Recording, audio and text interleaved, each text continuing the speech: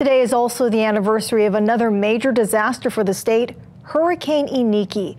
KITV4's Paul Drews shows us what the recovery after that storm was like to give us an idea of what's ahead for Maui communities as they rebuild from the destructive fires.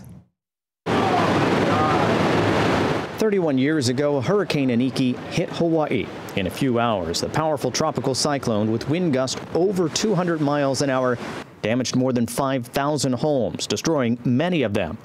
But the cleanup and recovery took years to complete. I think it took a long time for Kauai to recover. I mean, there were continuing economic impacts for years afterwards. After a disaster, the first step in the recovery is taking care of the immediate needs of people and communities affected.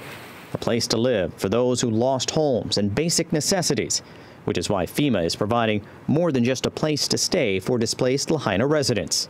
If you need immediate assistance, let us know. Maybe you need to replace medication, purchase water.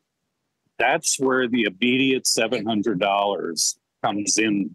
That's just the tip of the iceberg. That's to put a little money in your pocket to help with immediate needs.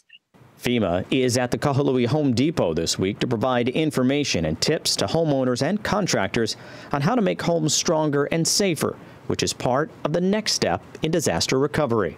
It's a process. We all grieve at a different rate and come to terms with all of this.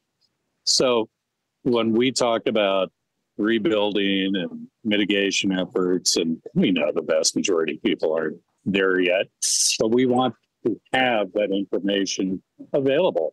While many on Maui may be focused on their day-to-day needs right now, experts say it's important to take some time to plan for the next phase of recovery, rebuilding of homes and communities. Longer-term recovery is going to go on for years, but those initial decisions now are going to really shape how they rebuild and how resilient they are for the next disaster. And if FEMA's already rebuilt the road, 2 years later, you come back and say, well, gee, you know, the road should have been 100 meters inland. It's kind of too late. While homeowners can choose to rebuild stronger or more resilient homes, communities can also come up with plans so they're better prepared for future disasters.